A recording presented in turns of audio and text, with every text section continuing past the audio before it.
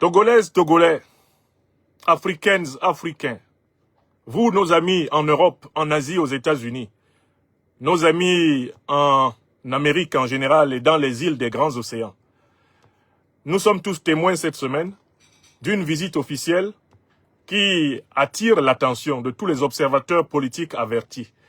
Visite d'une délégation du gouvernement togolais, à la tête de laquelle le président du conseil du gouvernement togolais, en réalité le chef donc de l'État togolais, est Faure Gnassingbé. Cette visite se déroule en Fédération de Russie et de très larges comptes rendus de cette visite nous ont été donnés sur les pages officielles du gouvernement togolais et dans les réseaux sociaux. Si je pouvais résumer le contenu de cette visite et ce qui semble avoir été acquis dans le cadre de cette visite, c'est que le président togolais Faure Gnassingbé et le président russe Vladimir Poutine s'engagent à renforcer les relations diplomatiques entre leurs pays respectifs par l'ouverture d'une ambassade spécifique de la Russie en République du Togo et bien sûr d'une ambassade spécifique de la République du Togo en Russie. D'abord donc, renforcement des relations diplomatiques. Le deuxième élément qui émerge de cette visite officielle, c'est le renforcement des relations sécuritaires entre les deux pays.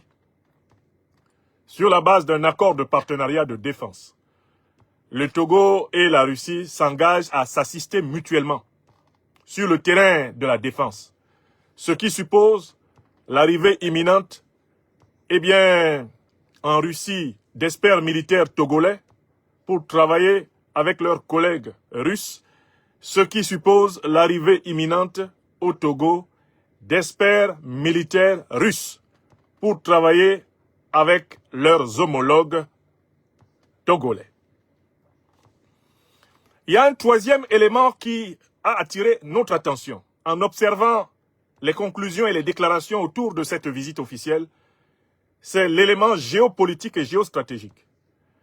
Le président togolais Faure Gnassingbé a clairement affiché son alignement sur le combat contre le terrorisme mené par les pays de l'Alliance des États du Sahel. Il est même allé jusqu'à remercier et féliciter le président Vladimir Vladimirovitch Poutine, président de la Fédération de Russie, pour son rôle de partenaire de poids des trois pays de l'Alliance des États du Sahel, le Mali, le Burkina Faso et le Niger, qui combattent le terrorisme qui a été déversé sur l'Afrique à travers le saccage de la Libye par les forces de l'OTAN. Les mots utilisés par le président togolais sont extrêmement lourds. Et voilà pourquoi, avant de le commenter davantage, je voudrais qu'on écoute ce qu'il a dit. Non seulement il s'aligne sur la question de la lutte antiterroriste, sur la même position que l'AES. Il félicite l'AES et considère que l'AES est la digue. C'est grâce à l'AES que l'Afrique de l'Ouest n'est pas entièrement écrasée et envahie par les terroristes. L'AES est la forteresse et la muraille qui protège l'Afrique de l'Ouest. Il va plus loin, il dit que l'AES a réussi parce que la Fédération de Russie l'accepte. La soutient, pardon. Et il va encore plus loin et il dit qu'il remercie le président Poutine en soutenant l'AES d'avoir ainsi contribué à la défense de l'Afrique de l'Ouest. Et le président togolais pousse le bouchon jusqu'à dire qu'il parle au nom de toute la région ouest africaine et qu'il remercie le président de la Fédération de Russie pour le rôle qu'il a joué aux côtés de l'AES afin de sauver, de protéger, de défendre la région ouest africaine contre les mercenaires du terrorisme. Tel que je le présente, vous pourriez penser que je suis en train d'inventer ces propos. Voilà pourquoi je souhaite que le président togolais parle lui-même et qu'on entende ce qu'il dit de sa propre bouche. Voici les paroles fortes qu'il prononce au Kremlin, devant la presse, lors de la conférence de presse mutuelle entre lui et le président russe. Donnons la parole à M. Faure Gnassingbé. Nous venons d'une région, Monsieur le Président. Voilà, hop. Ça prend moins d'une minute. Écoutons-le. Nous venons d'une région, Monsieur le Président, comme vous savez, qui est en proie au terrorisme. Et donc la sécurité est importante pour nous. Et je voudrais vous remercier d'avance de tout ce que vous faites pour nos frères de Mali, du Niger, du Burkina Faso, qui sont en première ligne dans cette lutte. Mais cette lutte aussi vous concerne. Parce que si la digue de ces trois pays cède, c'est vous même qui seront affectés. Donc ce que vous faites pour ces trois pays, vous le faites également toute la région du Sahel et également pour la CEDEAO. Et je voudrais, au nom de ma région, de la région de l'Afrique de l'Ouest, vous dire un sincère merci de vous témoigner votre gratitude. On dit que l'État c'est nous. Vous avez entendu les propos de Faure Gnassingbé? Premièrement, l'Afrique est attaquée par le terrorisme. Je vous rappelle qu'il n'a pas dit le djihadisme. Les France-Africains classiques sont connus par le fait qu'ils utilisent le mot djihadiste. Parce qu'ils valident le narratif de l'OTAN, le narratif du néocolonialisme français à propos de l'origine de la déstabilisation du continent. Les néocolonialistes utilisent constamment le mot djihadiste pour désigner les terroristes. Parce que par ce mot, on donne l'impression que l'Afrique est victime d'une guerre de religion. Faure Gnassingbé n'utilise pas le référentiel numéro 1 du narratif otanien, néocolonialiste français et France-africain sur la lutte antiterroriste. Il n'appelle pas les terroristes djihadistes. Parce qu'il sait que ce ne sont pas des agents d'une expansion de type religieux. Il sait qu'il s'agit ni plus ni moins que de terroristes mercenaires de l'OTAN qui ont saccagé la Libye en bonne intelligence avec les forces de l'OTAN dirigées par les États-Unis d'Obama, la France de Sarkozy, la Grande-Bretagne de David Cameron. Ces terroristes mercenaires d'Al-Qaïda et de l'État islamique ont été armés au Moyen-Orient, armés en Libye, et ont été chargés d'envahir toute la bande sahélienne. On ne peut pas les appeler djihadistes. On doit les appeler terro-impérialistes, au minimum terroristes. Deuxième élément important de l'intervention que vous avez écouté, que je vais vous faire réécouter. Faure Gnassingbé dit que le partenariat entre le Mali, le Burkina Faso et le Niger, dans le cadre de l'AES, est ce grâce à quoi l'Afrique de l'Ouest a été protégée. Sans l'alliance des États du Sahel, l'Afrique de l'Ouest toute entière serait envahie par les organisations terroristes. Il utilise une expression géostratégique et géotactique particulière pour désigner l'AES. Il dit que l'AES est la digue de l'Afrique de l'Ouest. Qu'est-ce que c'est qu'une digue? Une digue est une tranchée qui est constituée pour empêcher des flots d'un cours d'eau indésirable de déborder et d'envahir une région à protéger. Une digue, c'est une forteresse construite pour empêcher des forces d'invasion, des forces de destruction, eh bien, de prendre le pas. L'AES, nous dit en quelque sorte Faure Gnassingbé, est le bouclier de l'Afrique de l'Ouest.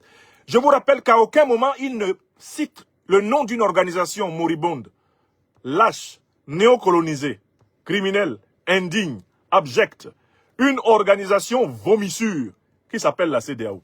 Le mot CEDEAO ne sort pas une seule fois de la bouche de Faure Gnassingbé, alors que celui-ci et son pays, le Togo, sont membres de la CEDEAO.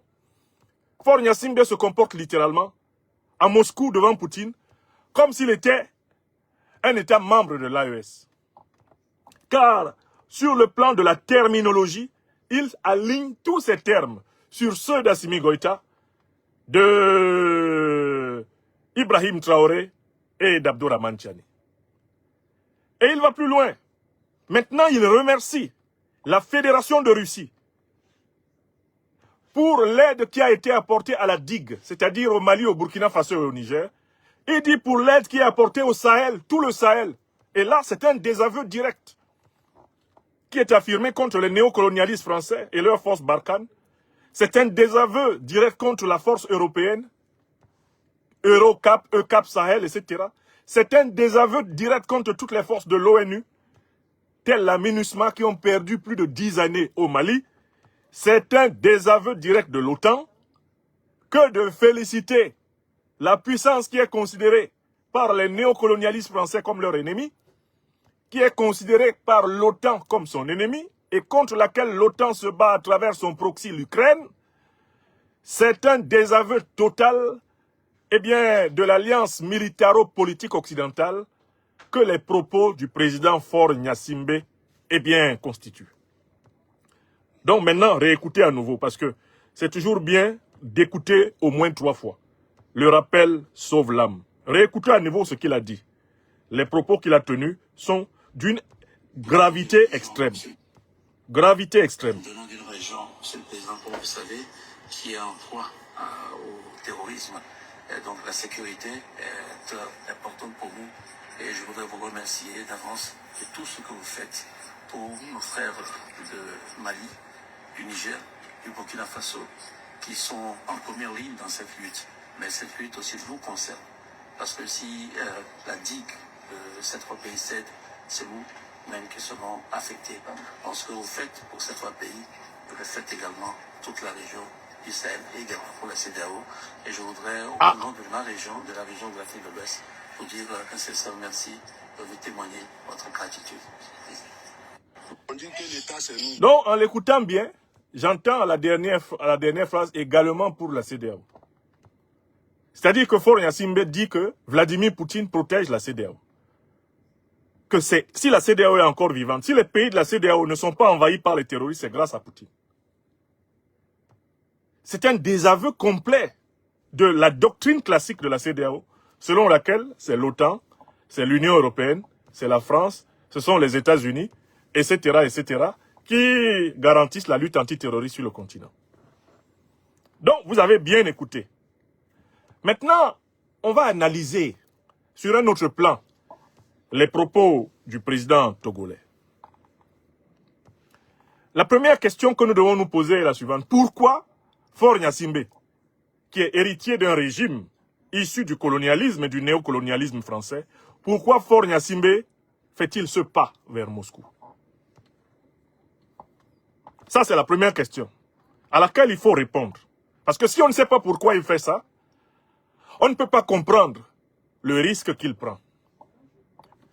La deuxième question à laquelle nous répondrons maintenant, c'est maintenant qu'il a fait ça, qu'est-ce qui va se passer? Qu'est-ce qui va se passer? Qu'est-ce qui se profile à l'horizon?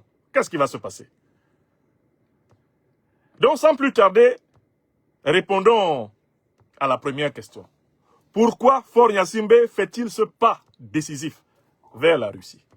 Il y a plusieurs raisons. Je commence par les raisons internes.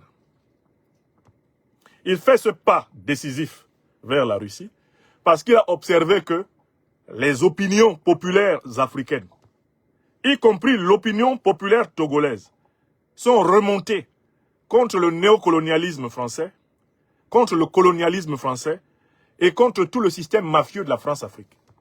L'opinion est favorable aux alliances géopolitiques et géostratégiques avec la Russie. Ça, c'est un phénomène de l'opinion africaine en général. C'est la première raison. Il le fait pour se rapprocher d'une des lames profondes de l'opinion africaine et de l'opinion togolaise elle-même. Ça, c'est la première raison. Notez bien les raisons. Il fait cela pour s'aligner sur l'opinion. Parce qu'il est au courant que le peuple togolais se sent proche du peuple malien, du peuple burkinabé, du peuple nigérien, en raison de la lutte anticolonialiste que ces peuples, unis à leurs armées et à leurs dirigeants, sont en train de mener. Donc, c'est qu'à partir d'une analyse de l'opinion que Faure Gnassingbé s'est rendu compte qu'il y a une piste là pour se rapprocher de son propre peuple. Bon. Deuxième raison, pourquoi est-ce qu'il fait cela? Il le fait parce que l'armée togolaise a été sévèrement attaquée plusieurs fois ces dernières années par ces terroristes dont Faure Gnassingbé sait, grâce à son renseignement, et il sait, grâce à son expérience, que ces terroristes sont des mercenaires de l'OTAN et du néocolonialisme français. L'armée togolaise a été sévèrement saignée par ces terroristes plusieurs fois. Et donc Faure Gnassingbé le fait parce qu'il ne veut pas que l'armée togolaise se retourne contre lui. Puisque cette armée pourrait l'accuser de non-assistance à armées en danger, en continuant à coopérer étroitement avec des puissances qui sont derrière les terroristes, il se mettrait à dos son armée, exactement comme l'a fait Mohamed Bazoum, qui n'a pas voulu écouter l'armée nigérienne. Quand l'armée nigérienne lui disait « Ne faisons pas ami-ami avec les terroristes. Ne caressons pas les terroristes. C'est le néocolonialisme français qui est derrière. C'est l'impérialisme occidental qui est derrière. Président Bazoum, vous le savez. Si nous continuons à caresser les terroristes, ils vont massacrer toute notre armée, toute notre nation, et nous allons être perdants. » Bazoum n'a pas écouté, son armée l'a déposé. Donc, le président Faure Gnassingbé sait très bien qu'il ne peut pas laisser les militaires togolais continuer à essuyer des tragédies sans qu'à un moment donné, ces militaires ne soient tentés de se retourner contre lui.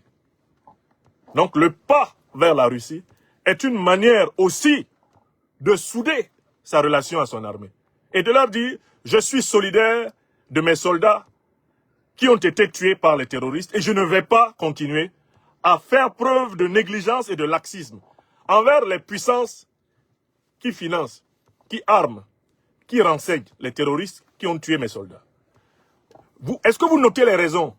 Nous sommes en analyse géopolitique. Pourquoi Faure Gnassingbé fait-il cela? Deuxième raison, pour ne pas retourner son armée contre lui. Parce que si les terroristes continuent les massacres de militaires togolais qu'ils ont commencés, l'armée togolaise va demander des comptes à son propre chef en disant c'est la politique antiterroriste que nous menons qui expose nos troupes. Donc, si vous ne prenez pas des mesures fortes, ça veut dire que vous êtes contre nous. Mais il y a une troisième raison pour laquelle il le fait. La troisième raison pour laquelle il le fait, c'est qu'il a observé à travers le continent le salaire qui a été versé à tous les dirigeants africains qui ont servi aveuglément le néocolonialisme français. Il a bien vu comment on a traité Kadhafi. Il a bien vu l'impuissance du néocolonialisme français à sauver Bazoum. Il a bien vu comment on a traité Alpha Condé. Il se souvient de comment on a traité Mobutu. Et donc il sait que le partenaire sécuritaire français n'est pas fiable. Il a vu comment on a traité Blaise Compaoré. Il sait que le partenaire sécuritaire français n'est pas fiable. Et qu'à tout moment, celui-ci peut te faire faux bond. Donc la troisième raison, c'est qu'il en a eu sa claque du partenariat étroit avec la France. Troisième raison, Faure Gnassingbé en a eu sa claque du partenariat étroit avec la France. Il a perdu toute confiance en ce partenariat, notamment aussi parce qu'on s'est mis à utiliser les affaires de biens mal acquis pour le harceler, comme on le fait pour tous les autres héritiers de la France-Afrique, dans le but de les dépouiller des biens qu'ils possèdent ici et qui ont été obtenus grâce justement au fond de leurs États respectifs. Souvenez-vous de l'affaire Bongo, des biens de Bongo, les biens de Félix Houphouët-Boigny, les biens de Mobutu, les biens de Bokassa, eh bien, tous les chefs d'État issus du processus colonial, néocolonialiste français, et qui ont accumulé des biens ici, en France, sont en train d'être dépouillés. On a même dépouillé les Équato-Guinéens. Je dis bien dépouillés. C'est-à-dire que tout ce qu'ils ont acheté et qu'ils ont placé ici, tous les comptes bancaires juteux qu'ils ont pu ouvrir et qu'ils ont placés ici, les gens leur ont mis la main dessus. Et au lieu de rendre cet argent, et c'est la situation même des biens du Tchad, des dirigeants tchadiens, au lieu de rendre cet argent au pays en question, mais le Trésor français verse ça tranquillement dans ses caisses. Par les temps qui courent à Paris, c'est la dèche. Ils sont en train de racler les biens des dirigeants africains qui ont commis l'imprudence de miser, de garder des billes chez eux. Donc, la relation de confiance qui était le nœud de la France-Afrique, de la génération du président Eyadema, de Mobutu, de Houphouët-Boigny, d'Amadou Ahidjo, toute cette génération-là qui fermait les yeux sur ce que la France pouvait faire dans le continent, cette génération a disparu. Désormais, tous les dirigeants africains, y compris donc surtout ceux qui sont encore au pouvoir, se méfient. Ils se méfient, comme de l'huile sur le feu, du néocolonialisme français. En raison de l'ingratitude des dirigeants de la Ve République, qui ont été d'un tel cynisme envers leurs meilleurs serviteurs sur le continent africain que plus personne n'a confiance en eux. Donc, rupture de confiance, rupture profonde de confiance avec la France. Ça, c'est la troisième raison. C'est pour cela que Faure Gnassingbé le fait. Il y a une quatrième raison. La quatrième raison, c'est la forte fraternité. Et vous devez constater que c'est cela. La forte fraternité qui lie le président togolais au chef d'État de l'AES. Cette fraternité est née du fait que, lorsque la CEDEAO voulait couper la tête au Mali, couper la tête au Burkina, couper la tête au Niger, à l'intérieur de la CEDEAO, le dirigeant qui s'est tenu debout et qui a dit non, le dirigeant qui a refusé que le Mali, le Burkina Faso et le Niger, la Guinée l'a également fait, jusqu'à un certain point, la Guinée de Mamadi Doumbouya, soyons honnêtes, a aussi refusé de participer à l'embargo contre le Mali, le Burkina Faso et le Niger. Mais à l'intérieur de la CEDEAO, le dirigeant qui a été l'obstacle majeur pour que la CEDEAO écrase l'AES en rond, qu'elle écrase le Mali, le Burkina Faso, c'est Faure Gnassingbé. Donc, sur le plan de la vision géopolitique et géostratégique, ces positions sont pratiquement à 80% concernant la situation du sous-continent ouest-africain, les mêmes que les positions du Mali, du Burkina Faso et du Niger. Lomé est devenu un port stratégique pour le Niger, pour le Burkina Faso et pour le Mali. Pour compenser la fermeture de la frontière bénino-nigérienne, c'est le Togo, c'est le port de Lomé qui a récupéré le jackpot. Et une partie même du fret qui peut remonter maintenant vers le Mali passe aussi prioritairement par le port de Lomé. Donc, il y a des intérêts géostratégiques, géotactiques, géoéconomiques extrêmement puissants entre les trois gouvernements. Voilà les raisons qui poussent en réalité Faure Gnassingbé à se rapprocher de cette façon de Poutine. Mais il faut regarder du côté de Poutine. Pourquoi Poutine fait-il cela? Pourquoi Poutine fait-il cela? J'ai donné 4 raisons du côté de Faure Gnassingbé et je vais donner 4 raisons du côté de Poutine et de la Fédération de Russie. Parce qu'il faut que vous sachiez quelles sont les intentions des Russes en Afrique. Pourquoi les Russes sont-ils si engagés en Afrique? La raison est très claire. La Russie est très engagée en Afrique parce qu'elle a conscience que l'Afrique est le continent pivot de l'équilibre géopolitique et géostratégique de la planète en raison de son abondance de richesses en matières premières stratégiques et en terres rares. Je recommence. La Russie a procédé à une analyse scientifique de la situation géopolitique et géoéconomique mondiale. L'Afrique est, volontairement ou pas, elle est de facto, en raison de son immense richesse minière, naturelle, de son potentiel économique énorme, l'Afrique est le point de bascule de l'équilibre du rapport de force eurasiatique. Et cela ne date pas du XXIe siècle. C'était déjà le cas à partir au moins du XIXe siècle. Le partage colonial de l'Afrique a déterminé le rapport de force entre les puissances eurasiatiques. Vous savez très bien que ce sont les troupes coloniales africaines mobilisées par la France qui lui ont permis de se libérer dans le conflit eurasiatique. Vous savez très bien que au XXe siècle, et Dr Susan Williams a écrit un magnifique livre là-dessus, sur la naissance de la bombe atomique américaine. Vous savez que la bombe atomique américaine est originaire du sous-sol congolais. Tout au long du XXe siècle, les services secrets américains et soviétiques se sont affrontés en Afrique. Et ils continuent à s'affronter pour le contrôle des matières premières stratégiques qui leur permettent de fabriquer des armes stratégiques lourdes. Il y a toute une littérature à lire sur la bataille de l'uranium. Et je vous rappelle souvent une lettre écrite par Albert Einstein Elle a été écrite au mois d'août 1939. Août 1939, c'est une lettre écrite par Albert Einstein au président américain d'alors, qui s'appelle Franklin Delano Roosevelt.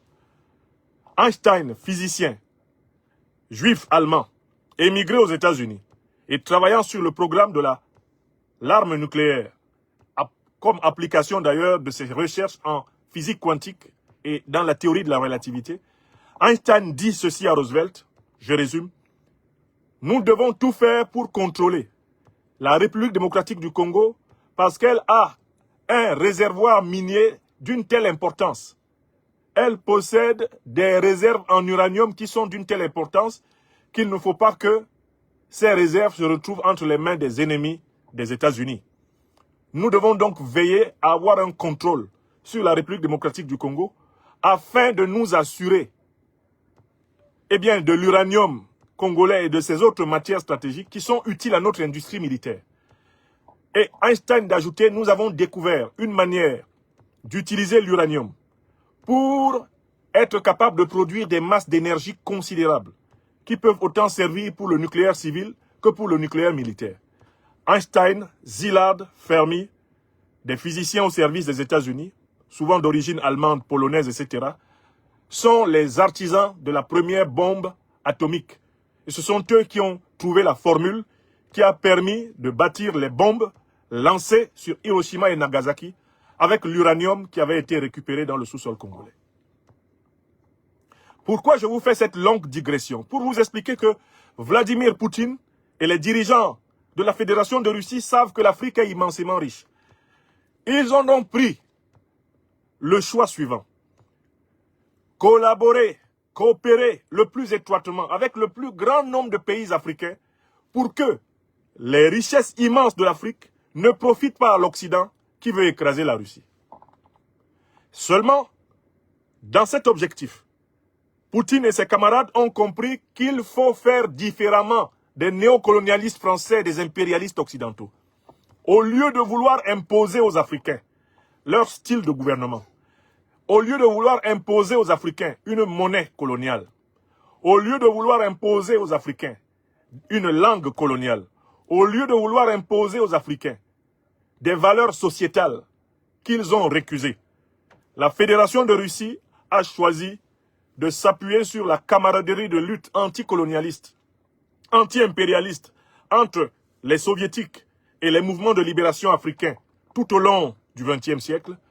Ils ont choisi de s'appuyer sur ce que j'appelle l'histoire sainte des relations russo-africaines.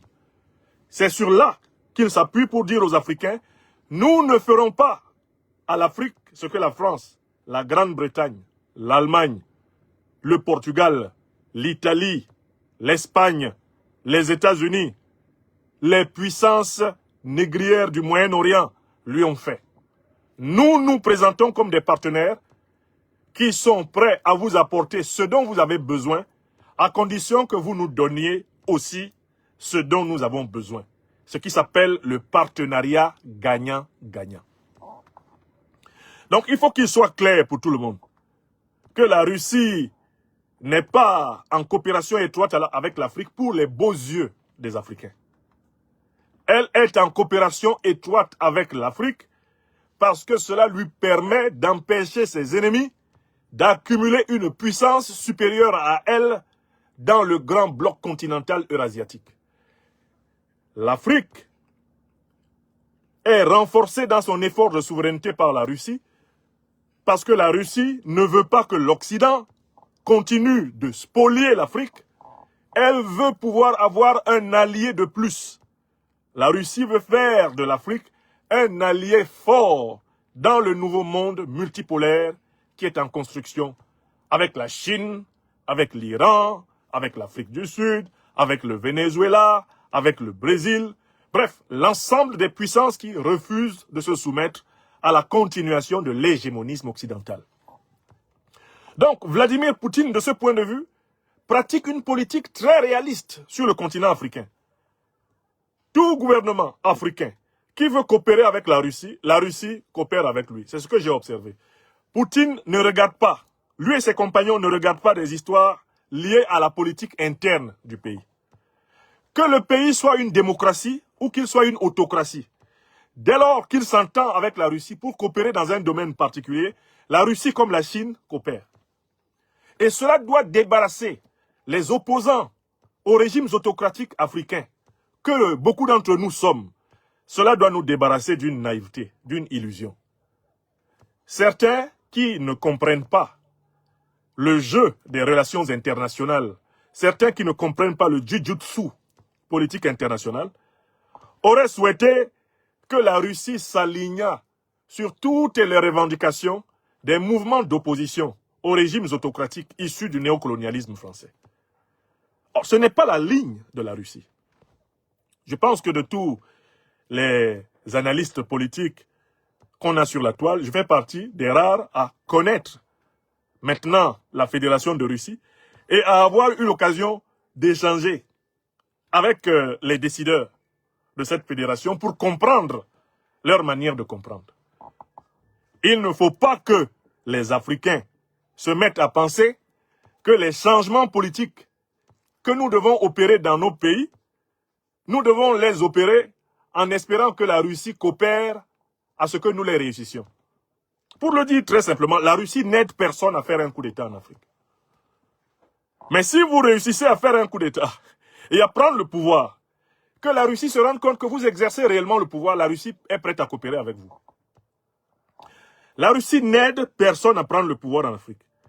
Si vous êtes au pouvoir et que vous décidez de coopérer avec la Russie et que cela correspond aux intérêts de la Russie coopère avec vous. Voilà comment elle coopère avec le gouvernement de Biya au Cameroun, le gouvernement de Obiangema en Guinée équatoriale. Voilà comment elle coopère avec le gouvernement d'Éthiopie. Elle coopère avec tout gouvernement africain qui accepte de coopérer avec elle sur des bases gagnant-gagnant.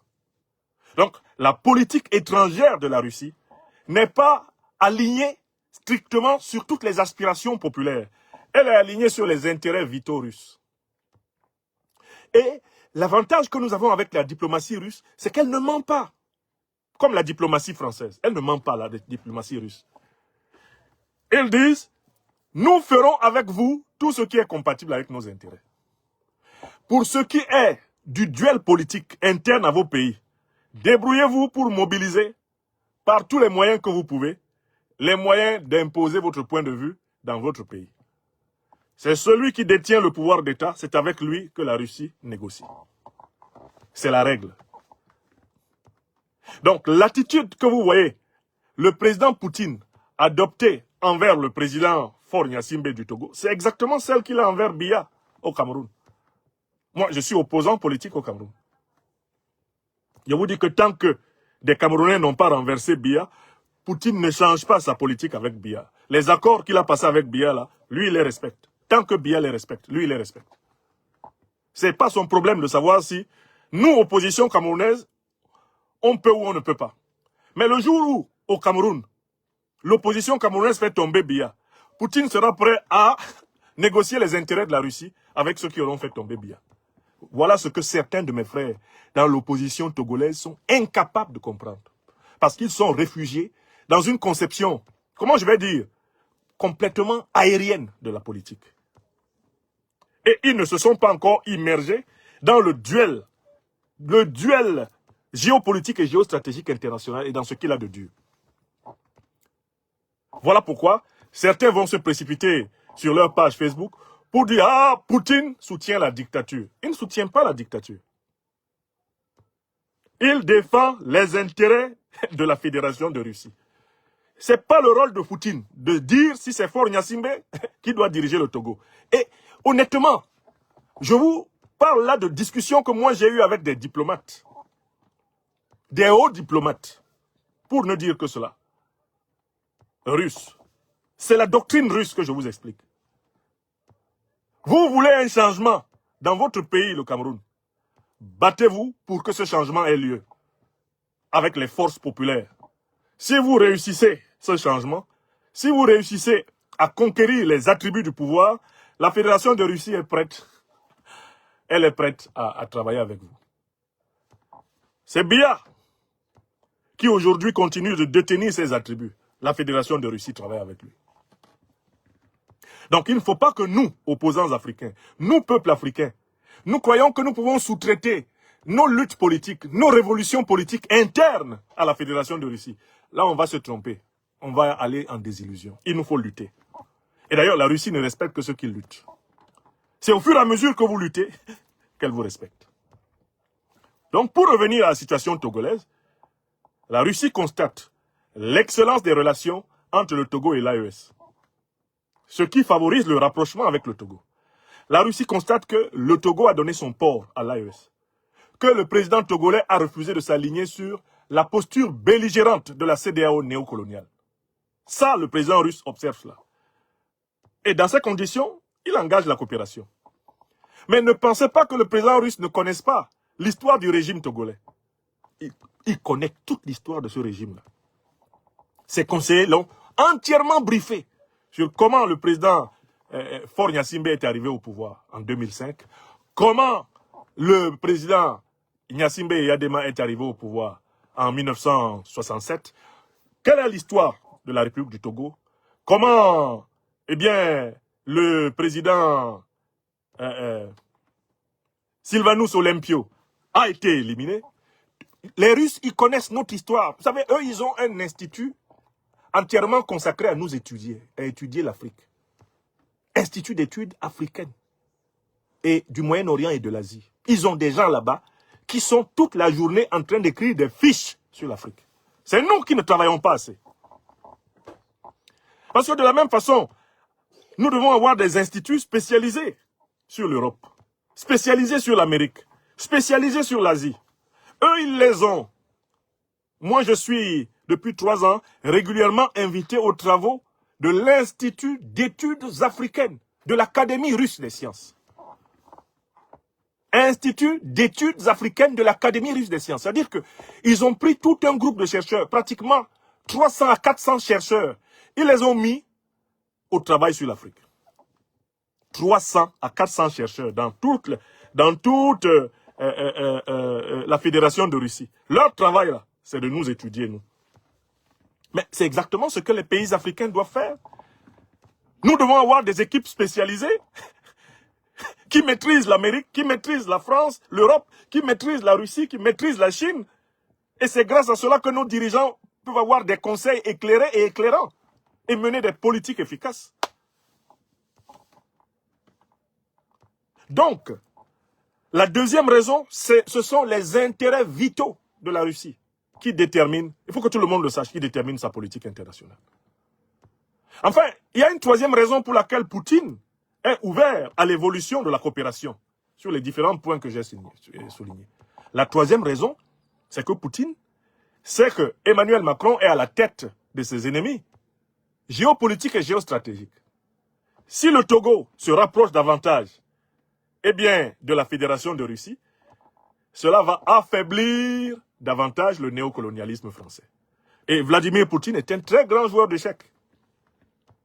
Il sait que le pas de Faure Gnassingbé vers lui déséquilibre Macron, déséquilibre les néocolonialistes français qui avaient pris l'habitude de considérer le Togo comme étant tout naturellement leur précaré parce que ce sont eux qui ont imposé le régime du président Eyadema à la tête du Togo. Ça, c'est la vérité historique. Ils ont été les parrains de ce régime depuis sa naissance. N'est-ce pas? Et donc, le pas du président Faure Gnassingbé vers Moscou est vécu à Paris comme une déchirure. Et je voudrais vous lire un article qui illustre ce que je viens de vous dire. Un article, parce qu'il faut savoir que ce pas-là, si Poutine le fait, c'est pour enfoncer encore plus Macron. Et que Macron a, pour ainsi dire, le macabo. Il a désormais le macabo de Faure Gnassingbé, pour utiliser une expression camerounaise. C'est-à-dire que, franchement, quand il a dit que l'ingratitude était une maladie qui ne se transmettait pas naturellement à l'homme, il visait des postures comme celle du président togolais, Faure Gnassingbé. C'est contre ce genre de décision qui littéralement remet en cause le précaré français que Macron le disait. Alors j'ai trouvé un article très intéressant. J'ai trouvé un article très intéressant qui a été publié sur Le Point, le 19 novembre. Un article très intéressant qui a été publié sur Le Point le 19 novembre et qui relate vraiment l'état d'esprit de la France à l'instant où je vous parle. La colère française. Je veux parler de la colère du gouvernement français. Pourquoi vous comprenez que Poutine fait ça? C'est pour cocotaliser Macron en fait. Poutine sait qu'en ouvrant les bras à Faure Gnassingbé, il fait pleurer Macron. Mais de la même façon, Faure Gnassingbé sait qu'en marchant vers Poutine, il fait pleurer Macron. Parce qu'il estime que le gouvernement français n'a pas été reconnaissant envers le gouvernement togolais. En laissant courir toutes sortes d'affaires contre le gouvernement togolais en France, il a perdu la confiance du gouvernement togolais. Donc Faure Gnassingbé lui aussi dit, si Macron pleure, c'est bien. Il n'a qu'à pleurer. Parce que ça fait un moment que ces gens-là font n'importe quoi de mes intérêts, des intérêts du Togo par exemple en France. Ils nous trimballent dans tous leurs procès, alors que nous avons pendant très longtemps été leurs bons partenaires, leurs bons compagnons. Il est temps maintenant que Macron en bave un peu. Ils en sont là. Hein. Ils en sont là. Et je peux vous dire que les déclarations de Faure Gnassingbé, du côté d'Alassane Dramane Ouattara, ont donné une véritable crise d'urticaire. Alassane Dramane Ouattara, entendre Faure Gnassingbé remercier Poutine pour avoir protégé la CEDEAO, je peux vous dire qu'Alassane Dramane Ouattara a risqué plusieurs fois la crise cardiaque ces derniers jours. Ah non, non, non, non, non. Là, au téléphone rouge, c'était chaud. Aïe, aïe, aïe, aïe, aïe, aïe. Ouattara, qu'est-ce qu'il n'a pas dit? Le vieux Niamankoudi. Alors, c'est un article qui a été publié dans le quotidien français Le Point, lepoint.fr. Lepoint.fr a publié un article le 19 novembre 2025 à 16h, sous la plume de Delato Foliga. L'article est intitulé « Togo, Russie, le partenariat militaire qui inquiète Paris ». Togo, Russie, le partenariat militaire qui inquiète Paris. Je vais vous donner lecture de cet article. Qui vraiment... Voilà, c'est cet article-ci. Je l'ai publié sur ma page Facebook. Je vous le mettrai en copie pour ceux qui veulent approfondir. Voici l'article dont je vais vous donner lecture. Celui-ci. Celui-ci, vous pourrez le chercher et le retrouver. Pardon. Voilà, c'est cet article-ci. Je voudrais que tout le monde ait vu l'article. L'article. Il est sur le point.fr. Je pense que vous pouvez le consulter avant qu'il ne mette l'article à acheter. Temps de lecture 5 minutes. En visite à Moscou, donc l'article est intitulé « Togo-Russie, le partenariat militaire qui inquiète Paris ». Face aux menaces terroristes venues du Sahel, le Togo renforce ses liens militaires avec Moscou, alors que l'influence française dans la région recule. C'est clair pour tout le monde, non? En visite à Moscou, le président togolais Faure Gnassingbé rencontre Vladimir Poutine pour finaliser un accord de coopération militaire russo-togolais, signe d'un basculement stratégique de Lomé vers la Russie. Cet accord intervient alors que le Togo fait face à une menace terroriste croissante dans sa partie septentrionale et que la France, partenaire historique, voit son influence sécuritaire reculer dans la région. Les canaux diplomatiques travaillent activement sur le texte déjà élaboré par Lomé et Moscou et entériné en octobre dernier par la Douma d'État, le Parlement russe. L'accord formalise un cadre juridique pour la défense et ouvre la voie à un partenariat élargi incluant la formation militaire, le renseignement, l'assistance technique et médicale ainsi que la participation à des exercices conjoints.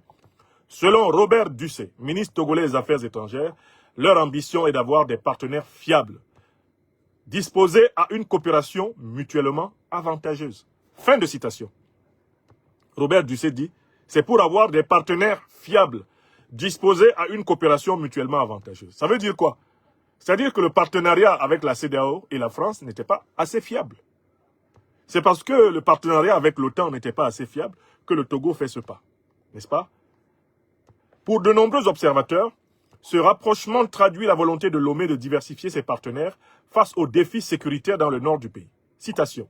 La diversification des partenaires constitue une démarche nécessaire. Se procurer des équipements militaires en Russie n'est en rien répréhensible. Le Togo fait face à des menaces concrètes qui exigent à la fois des armements modernes et la formation correspondante. Ça veut dire que l'OTAN, la France, l'Union européenne n'ont pas accepté de fournir l'armée togolaise de manière efficace. Voilà pourquoi le Togo se tourne vers la Russie. Il s'agit d'une accusation incontestable de l'inefficacité de la coopération antiterroriste avec la France, l'Union européenne et l'OTAN. Parce que c'est tout ce que la France, l'Union européenne et l'OTAN n'ont pas été capables de garantir au Togo, que le Togo s'en va chercher en Russie. Voilà ce qui est dit ici. Lorsqu'un État est confronté à des attaques terroristes, il doit pouvoir disposer des moyens adéquats pour se défendre efficacement. Si ces moyens se trouvent en Russie, le Togo est pleinement en droit de conclure de tels accords. Avant tout, le Togo reste un État souverain. Fin de citation. Souligne Sogoyou Kegewe, ancien ambassadeur du Togo en Allemagne. Vous connaissez l'inénarrable Sogoyou Kegewe. Hein? Il dit, mais écoutez, le Togo s'est tourné vers la France pour avoir des armes lui permettant de se défendre contre le terrorisme. La France n'a pas accepté de les lui vendre. Le Togo s'est tourné vers l'Union européenne pour avoir des armes lui permettant de combattre efficacement les terroristes. L'Union européenne n'a pas accepté de les lui vendre. Le Togo s'est tourné vers l'OTAN pour avoir des armes lui permettant, comme le Mali, le Burkina Faso et le Niger, d'affronter efficacement la menace terroriste. L'OTAN n'a pas accepté de lui vendre. Dans ces conditions, le Togo se retourne vers la Russie, parce que la Russie, elle accepte de vendre. Voilà ce que dit l'inénarrable Sogoyou Kegewe, ancien ambassadeur du Togo en Allemagne. Et l'article continue. Le Togo dispose d'un arsenal hétérogène, comprenant également des armes russes, chinoises et israéliennes. Néanmoins, la France reste le principal fournisseur d'armes du pays depuis plusieurs décennies. Bien que Lomé et Paris entretiennent des liens diplomatiques solides depuis 65 ans, le nouvel accord de coopération militaire russo-togolais marque un tournant stratégique majeur. Selon plusieurs observateurs, il serait mal perçu par certains partenaires traditionnels occidentaux, dont la France, qui a longtemps été le principal partenaire militaire du Togo depuis 1963.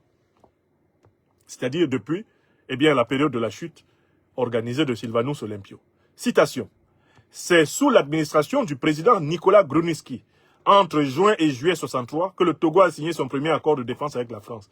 Il était comparable à ceux conclus avec la Côte d'Ivoire, le Burkina Faso ou le Dahomey, actuel Bénin. Depuis cette période jusqu'en 2014, le Togo a été sous l'influence sécuritaire et militaire française. Fin de citation.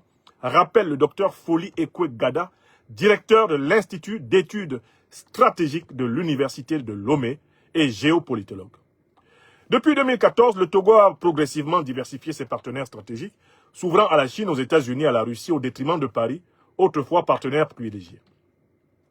Citation. La coopération militaire entre le Togo et la France a connu une dilution.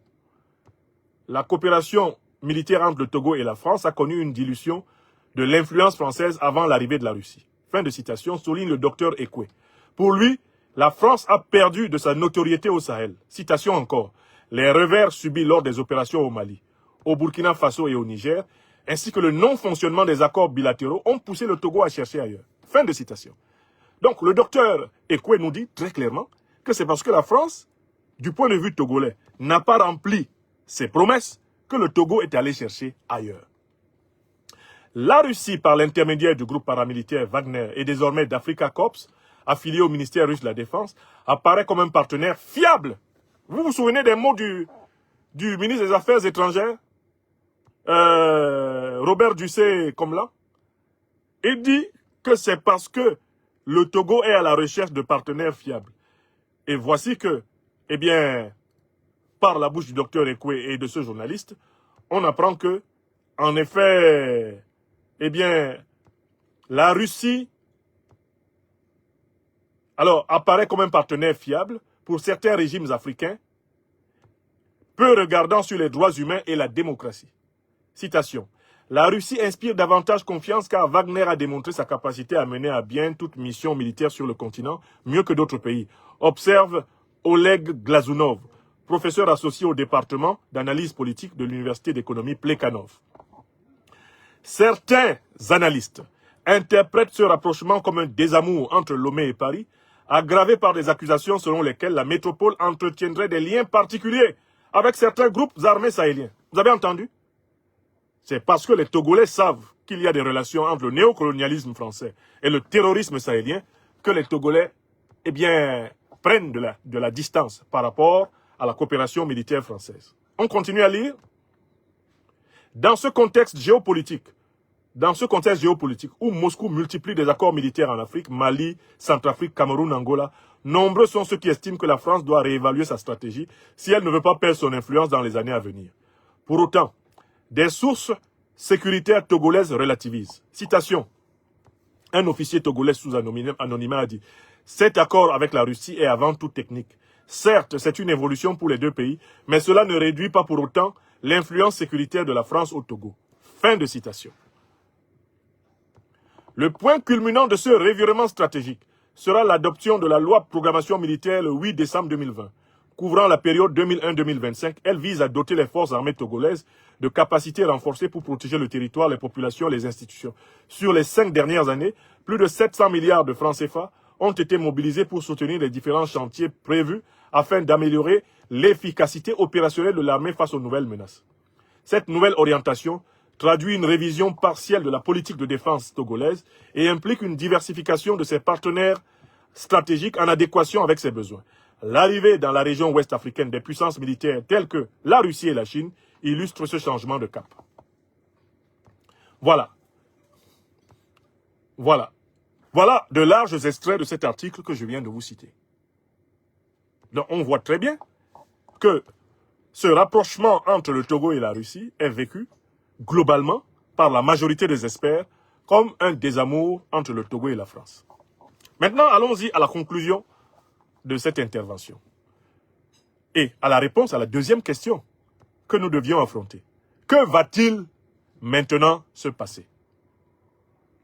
Voici mes observations à propos de ce qui va se passer. Premièrement, j'observe que le Togo, dans le cadre de son multilatéralisme, souhaite garder autant que possible de bonnes relations avec tous les partenaires de tous les bords. Le Togo est membre de la CEDEAO, il est ami de l'AES. D'ailleurs, il y a une alliance politique africaine qui est sous le leadership du Togo, qui s'appelle APA, notamment qui est pilotée par le ministre togolais des Affaires étrangères, le professeur Robert Dussé-Comlan. C'est une alliance souple et large qui rassemble avec le Togo ou autour du Togo des pays qui appartiennent à des organisations parfois opposées. Donc, première observation, globalement, le Togo essaye de maintenir des relations autant que possible avec tout le monde et d'avoir des relations souples qui lui permettront de tirer son épingle à gauche et à droite. Ça, c'est la première observation. Voilà pourquoi il reste dans la CEDEAO. Voilà pourquoi il coopère encore avec des experts militaires de l'OTAN. De l'autre côté, il est solidaire de l'AES et maintenant il se rapproche de la Fédération de Russie qui est réputée et déclarée ennemie de l'OTAN par les plus radicaux des va-t-en-guerre de l'OTAN, Macron pour la France, Merz pour l'Allemagne et Charmer pour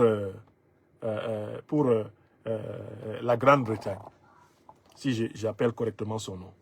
Alors, deuxième observation, cet équilibrisme diplomatique que le Togo a toujours observé, cet équilibrisme géostratégique, géopolitique que le Togo a toujours observé, prend fin. Selon moi, je dis ce que je pense, avec le pas que le président Faure Gnassingbé vient d'accomplir, cet équilibrisme-là prend fin.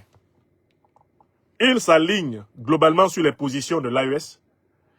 Il s'engage à faire venir des experts militaires russes dans son pays, à faire aller des experts militaires togolais en Russie. Ça ne pourra pas tenir dans un contexte de multilatéralisme. Pourquoi?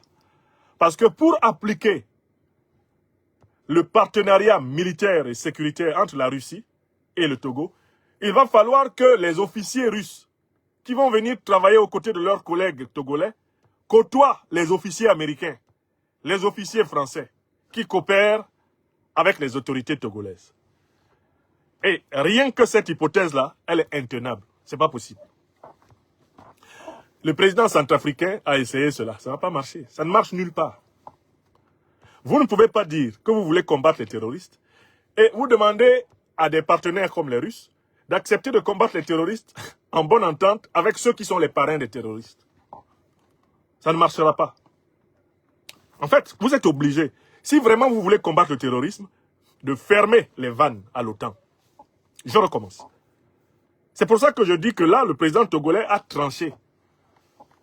Et ce à quoi on va nécessairement assister, c'est ma troisième observation, c'est le départ progressif de tous les experts militaires de l'OTAN du Togo.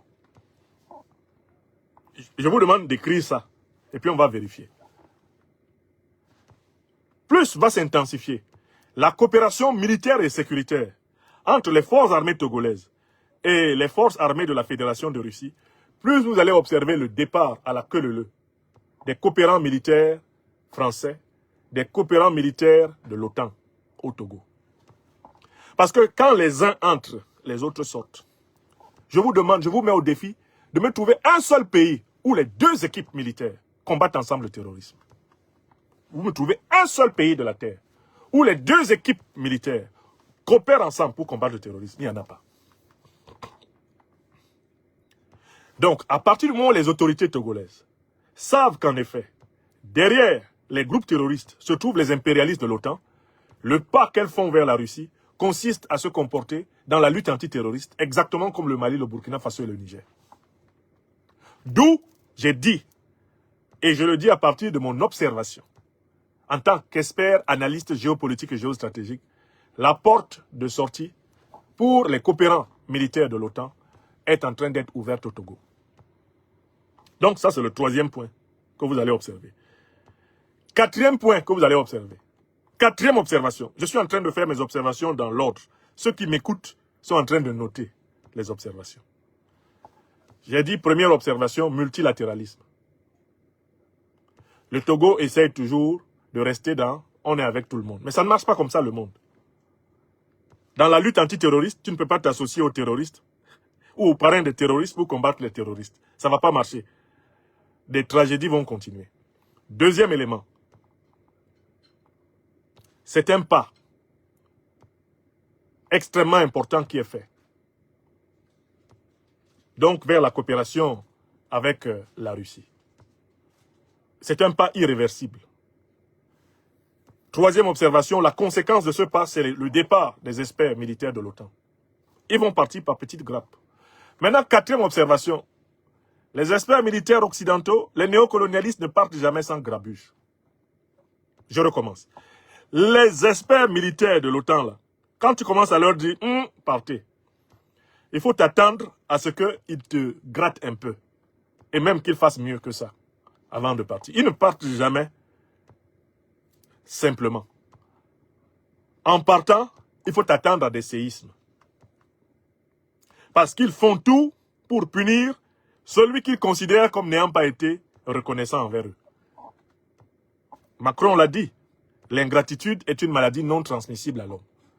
À partir du moment où la coopération militaire avec la France va devoir prendre fin, puisque les experts militaires français ne seront plus associés aux opérations antiterroristes togolaises, quand ça va s'étendre à l'ensemble des experts militaires des pays de l'OTAN, ah oui, quand ça va s'étendre à eux, vous avez construit un front face à vous.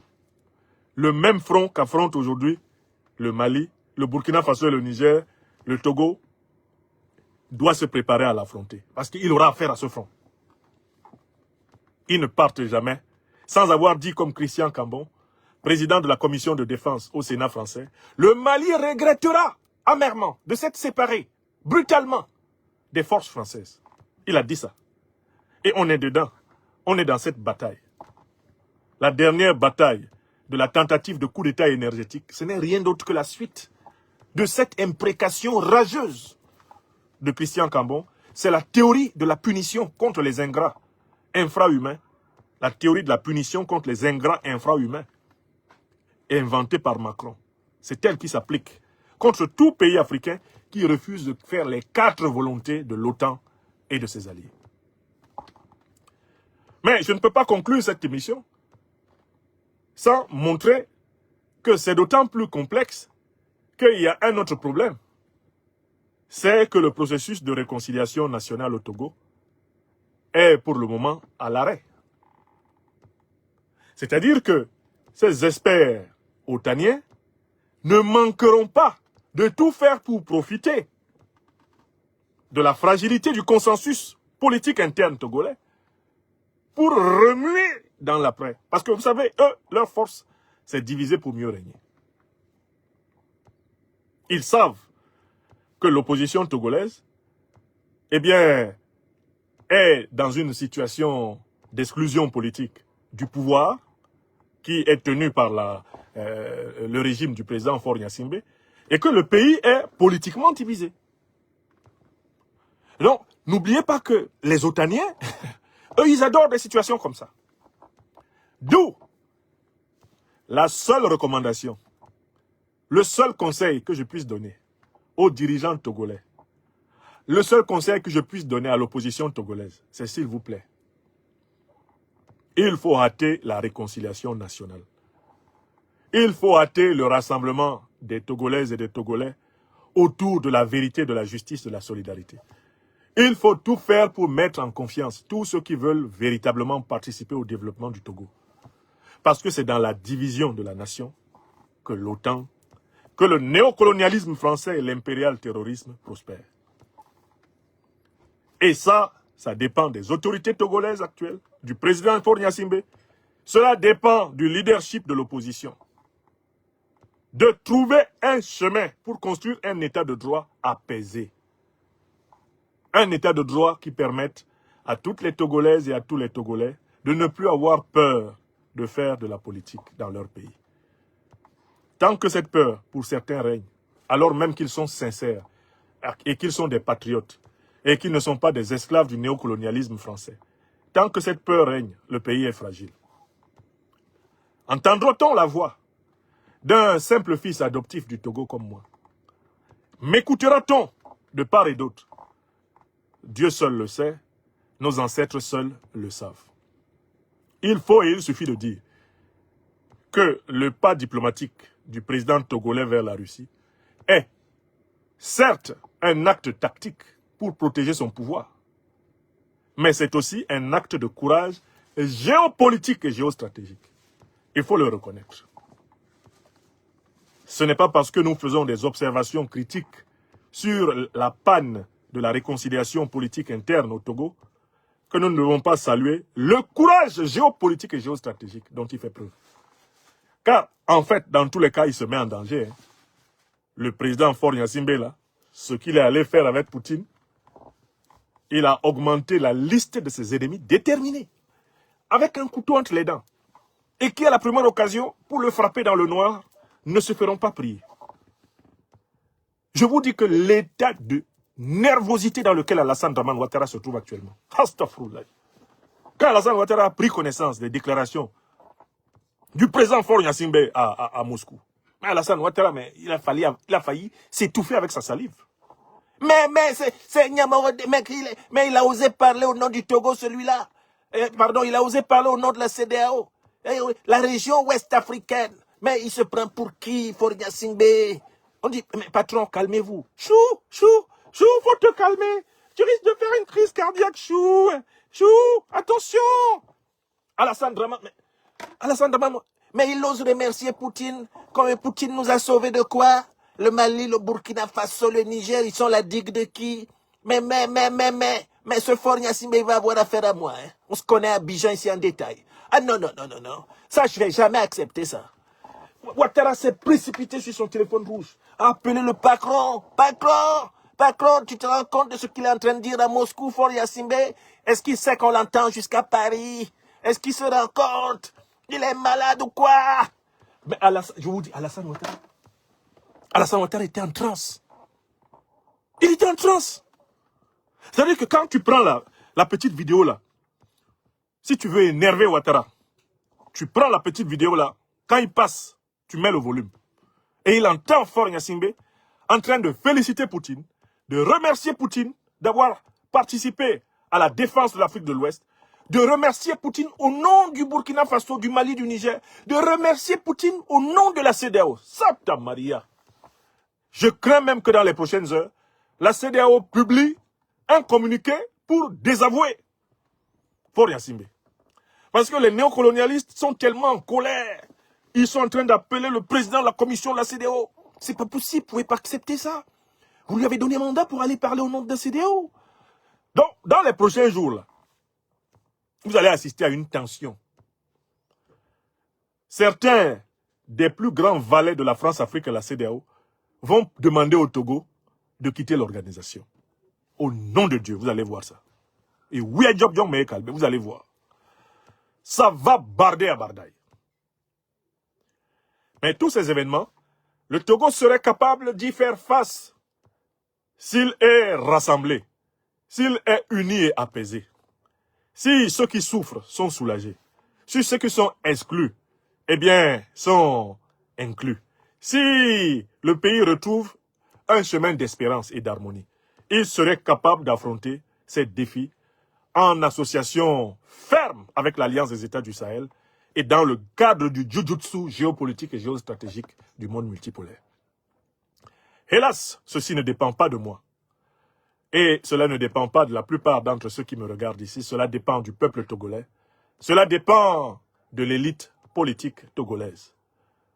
Cette prise de conscience que le pouvoir sert à améliorer le sort des nôtres, quand cette prise de conscience va s'emparer de tous ceux qui sont en capacité de décider dans quelques pays africains que ce soit, nous connaîtrons une révolution salvatrice. Alors, mes chers amis, voilà le programme que je voulais absolument remplir. Voilà l'objectif que je voulais atteindre. Vous permettre de lire dans toute sa portée, eh bien, la démarche diplomatique du président togolais avec les enjeux et les dangers qui sont liés à cette démarche. Quand vous faites un changement de cap géopolitique et géostratégique, assurez-vous, comme Assimi Goïta et son peuple, comme Ibrahim Traoré et son peuple, comme Abdourahmane Tiani et son peuple, que ce peuple est vraiment soudé autour de vous et derrière vous. Parce que autrement, l'ennemi va profiter de vos divisions internes pour vous écraser tous.